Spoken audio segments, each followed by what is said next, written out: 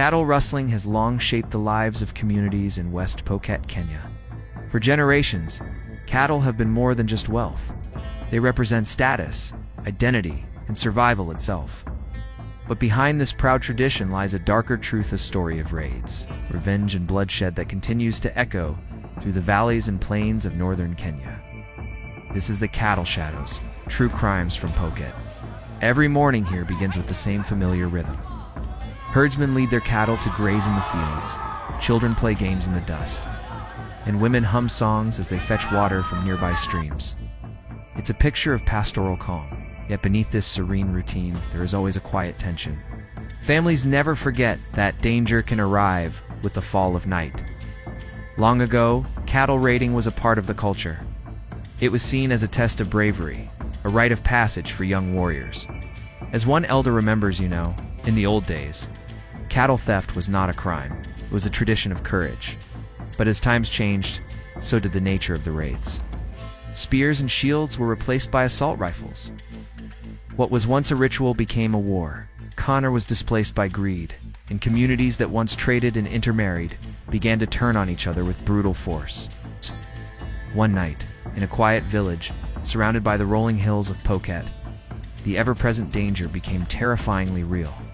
The moon hung low in the sky, casting long, distorted shadows across the land.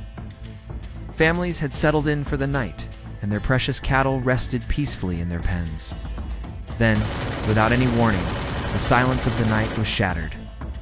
The dog barked once, then twice, and then came the unmistakable, terrifying sound of gunfire. Men shouted in alarm. The cattle cried out in panic. Warriors poured through the fences, their faces hidden in the darkness, their movements swift and violent. Within minutes, the entire herd was driven out of the village and into the night. Some villagers tried to resist, to fight back for their livelihood, but the attackers were heavily armed and merciless. By dawn, the village was left in ruins. Smoke rose from the smoldering remains of burnt huts. The kraals, once filled with life, were now hauntingly empty. Only the sound of mourning filled the morning air. A woman sat amidst the ashes of what was once her home, whispering through her tears, "All the cattle are gone. Our lives are finished." For these families, the loss of their cattle meant so much more than losing property. It meant losing their dignity, their food source, and their hope for the future. Without cows, there was no milk for the children, no dowry to secure marriages for their daughters, and no means of trade or survival in a harsh environment. The raid had stolen not just their wealth, but their very way of life.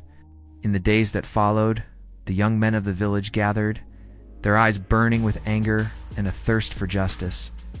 They swore revenge. They spoke of taking back what was theirs, of restoring their community's honor. "They took our cows," they declared, "so we must go and take ours back." And so another raid began. Another village would suffer the same fate. Another family would be left to mourn their losses. The cycle of violence continued, passed down like a bitter curse from one generation to the next, trapping the region in a spiral of bloodshed and despair. Over time, the Kenyan government tried to intervene. They sent police and soldiers to the region in an attempt to disarm the communities and calm the escalating violence. Churches and local schools organized peace meetings, bringing rival groups together to talk. Elders from different communities called for dialogue, reminding the youth of the old values of respect and unity that once guided them. Each of these events, one elder said, teaches us the value of unity and peace. Slowly, some of the young men began to listen. A former raider named La Muria, once feared for his ferocity, spoke softly about his change of heart. "I realize this path has no end," he said. He now keeps his own small herd peacefully and spends his time teaching boys in his village that true strength is found not in taking life, but in protecting it. Yet even as the peace talks grow stronger and a new generation seeks a different path, the memories of the past remain. The graves of the fallen still mark the fields, silent monuments to the conflict. Children still ask why their fathers never came back from a raid. And at night, when the wind blows across the empty kraals, some say they can still hear the phantom echo of hooves, the ghosts of stolen herds. A constant reminder of all that has been lost. The people of Pokot live with both immense pride and profound pain. Their culture is rich, and their resilience is unshaken by decades of hardship. But their story is a powerful reminder of how quickly tradition can turn into tragedy when survival becomes a war. As the sun sets over these hills and the sound of cowbells rings once more through the evening air, one truth remains. The shadow of cattle rustling still walks among them. But so does hope. The hope that one day the guns will fall silent, the drums of war will cease, and this beautiful, rugged land will finally know a lasting peace. Thank you for watching.